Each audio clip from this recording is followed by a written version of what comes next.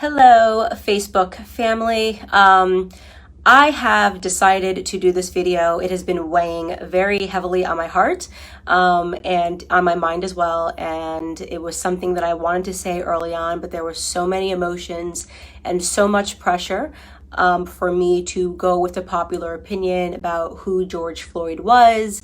And sometimes it can be difficult when there are just so many external pressures to say what you believe. And this was an instance where I felt like my silence would have been better in the beginning. But the more that I think about it, I realize that we are being sold a lot of lies, and at the detriment to the Black community, at the detriment to the white community, and at the detriment to America as a whole. So I want to come out and say that I do not support George Floyd and the media depiction of him as a martyr for Black America. I'm going to explain why, and I hope that some of you guys will understand where I'm coming from. I have spent a considerable amount of time reading a lot of Black authors that I think are some of the most brilliant Black Americans breathing. Walter Williams, Shelby Steele, Thomas Sowell, and I recently came across something that was an idea that was planted into my head by Shelby Steele, and it has been something that I cannot forget. It is something that will stick with me for the rest of my life. And it is something that I hope for the Black Americans that are watching will stick with you for the rest of your life. Shelby Steele said that the Black community is unique from other communities. Our culture is unique from other communities because we are the only community that caters to the bottom denominator of our society. Now, let me explain what that means. It means to say that not every Black American is a criminal, not every Black American is committing crimes, but we are unique in that we are the only people that fight and scream and demand support and justice for the people in our community that are up to no good. You would be hard pressed to find, a Jewish person who has spent 5 stints in prison, who commits a crime and dies while committing a crime, and that the Jewish people champion and demand justice for. You will be hard pressed to find this in white America. You'll be hard pressed to find this even in Latino America. If there is a person that is spent multiple times in prison, you are not going to see a bunch of Latinos coming out demanding justice for this person, even if, and I want to be very clear, what I'm saying is not any defense for Derek Chauvin. I hope Derek Chauvin gets the justice that he deserves to be, implemented upon him, and that the family of George Floyd deserves justice for the way that he died. But I also am not going to accept the narrative that this is the best the Black community has to offer. For whatever reason, it has become fashionable over the last 5 or 6 years for us to turn criminals into heroes overnight. And it is something that I find to be despicable, and it is something that I refuse to stand by any longer, and I am not going to play a part in it, no matter how much pressure comes from Black liberals and Black conservatives as some token of people wanting you to believe that this is the only way you can be Black, is you have to say this was wrong and that this person was amazing. I won't do that. George Floyd was not an amazing person. And as soon as this video hit the internet, I did just basic searches. Everyone jumped on it and was looking at the police officer, and everyone agrees that the police officer was wrong, and the police officer has been arrested. So that is not the reason I'm not discussing that, is because that is not something that has been misconstrued in the media. He has been turned into the devil that he is, and there is no reason for us to harp on that any longer, because white Americans are not uplifting Derek Chauvin as a victim or pretending that he's an amazing human being. But George Floyd is being uplifted as an amazing human being. For those of you who have not yet seen the clips and did not pursue or wait for more clips to come out, first and foremost, George Floyd at the time of his arrest was high on fentanyl, and he was high on methamphetamine. This came back in both of his autopsy reports. If you pursue the 911 transcript, you can see the person describing somebody who is out of their mind high, and which is what made the person fearful, because he tried to use a bill that I guess was a fake bill to purchase something, and then he was outside acting weird, and they, in their police call, said that this person was obviously distorted and on drugs. When he is put into handcuffs and is put against the wall, a baggie of what looks to be like cocaine or it's a white baggie that he drops onto the floor that you can see in an image. If you look up the clip, the media is refusing to circulate it. You can find it on Twitter if you If you use DuckDuckGo and look up George Floyd baggie, you can watch the clip yourself with your own eyes. He had drugs on him at the time of his arrest. Now, barring all of that, nobody thinks that he should have died during this arrest, but what I find despicable to be is that everyone is pretending that this man lived a heroic lifestyle when he didn't, and I want to talk about what his lifestyle was leading up to this moment and why I refuse to accept the narrative that this person is a martyr or should be lifted up in the Black community and that we should be buying t-shirts with his name on it, okay? So here we have, first and foremost, let's start from the bottom of his record. And by the way, I am not saying that if you have a record, you don't deserve a second chance. I think people get arrested and some people can serve time in prison. And I believe in second chances, but I do draw the line when it comes to second, third, fourth, fifth, sixth, seventh, eighth, and ninth chances. 1998, he spent 10 months in prison for theft with a firearm. That was the first prison stint that I could find on him. In 2002, he spent 8 months in prison for a cocaine offense. In 2004, just 2 years later, he spent another 10 months in prison for a cocaine offense. In 2005, he spent another 10 months in prison for having less than 1 gram of cocaine on him again.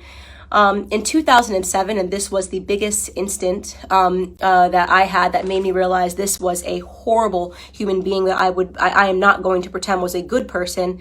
In 2005, a woman who was pregnant received a knock at the door, and she went to the door, and the person pretended to be someone that worked for the water department. So she opened her door and quickly realized that the person at her door did not work for the water department and attempted to slam it.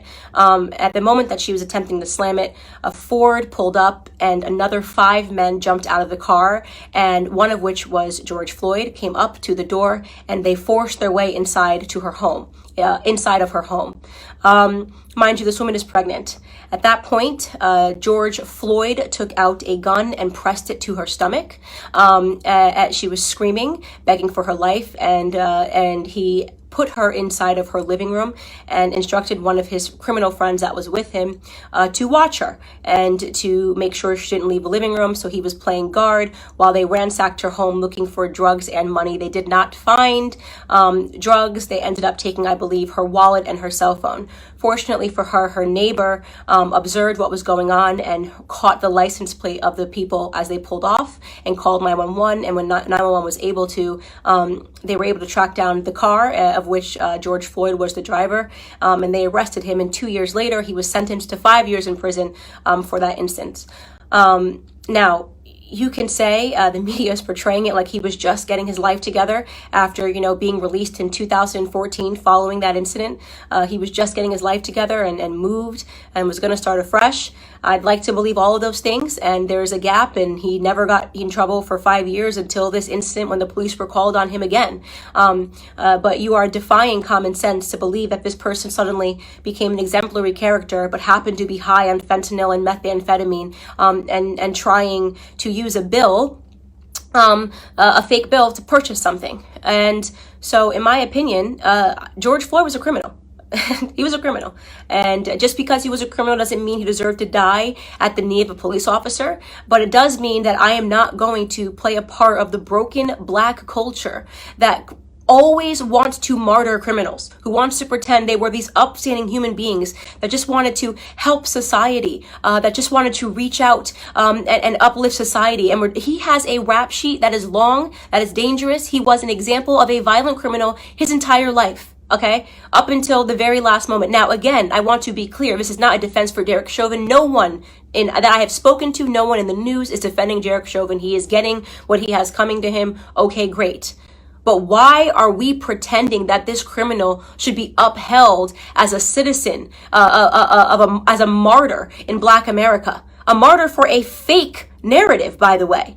Police brutality, racially motivated police brutality is a myth. Okay, so let's get into that. Not only are we using this death, right, and allowing it to cause these riots and protests, pretending this was some upstanding citizen in the Black community who was tackled down and killed for no reason, right? Not only are we allowing it to inspire riots in which Black people are dying, in which actual upstanding Black citizens are dying. Case in point, I'm sure you guys have all now seen David, the sheriff that just was shot and killed because he was trying to protect a pawn shop. Please look him up if you haven't seen it. I'm blanking on his last name. His first name is David, who was shot and killed for trying to protect a pawn shop from looters, an upstanding citizen, an actual head of he was the head of a police his entire life, 77 years old, did everything right? So we now have to kill upstanding Black citizens because a non-upstanding Black citizen, a career Black criminal, died. Now, did he deserve to die in that manner? No. I can't say it enough. No, he didn't deserve to die in that manner. But I will be damned if the rest of us upstanding Black citizens have to suffer because of this incident that rarely ever happens in America. So here are some numbers for you people that are still believing that police brutality is a real, racially motivated police brutality is a real thing. First and foremost, okay, you have a 25% higher chance as a violent white criminal of dying at the hands of a police officer than you do as a Black criminal. Last year, a total of 9 unarmed black men were killed by police officers and 19 white men were killed by police officers. For those of you that aren't good at mathematics, right, you might be thinking, oh, but Candace, white people represent 60% of the population and Black people represent just 13% of the population. It doesn't matter what percentage of the population you represent. It matters what percentage of the violent criminal community you represent. And unfortunately, Black community commits a disproportionate amount of crimes compared to the white community. Let me tell you, 6% of the population, right, Black men, 6% of the population account for 44% of all murders in this country, according to 2018 statistics. That is what you call a gap. And yet white people who represent 60% of the population, we represent 13, Black men are 6%, only represent 50% of all the murders, right? That makes no sense. That makes no sense. A 6-point variation in a community where we are extreme minorities. We commit 50% of all violent offenses, evenly split, and we're only 13% of the population, okay? So we have a lot more encounters with police officers. And don't say the police officers are coming around because we're Black. I'm talking about violent criminals. I'm talking about murder, 44% of murders, okay? You want to talk about real statistics? The police officers have way more to be fearful of in the Black community than the other way around, okay? We commit, on average, a police officer is 18 and a half times more likely to be killed by a Black person than the other way around.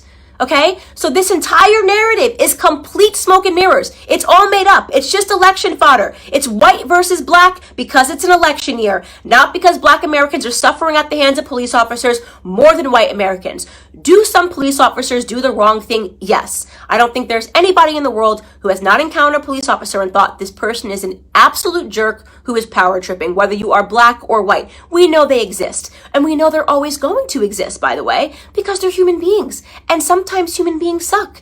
In fact, if you want to attack a community for accidental slayings or brutality, did you know that doctors accidentally kill 250,000 people every year because of mistakes? Did you know that there's been doctors that have been arrested for being serial killers that just were killing people because they wanted to? Do we protest and boycott doctors? Do we assume all doctors are horrible human beings because some doctors are?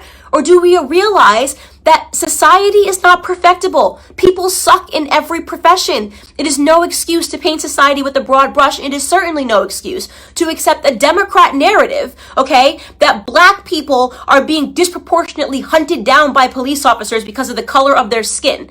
You want to know the best way to avoid not being brutalized by a police officer is to limit the amount of encounters you need to have with them, especially when it comes to violent crimes. Okay? I am not going to stand for this continual bottom-feeding narrative of us martyring people that have had 5, 6, 7 stints in prison and then pretending they were upstanding heroes to our community. It's bullshit.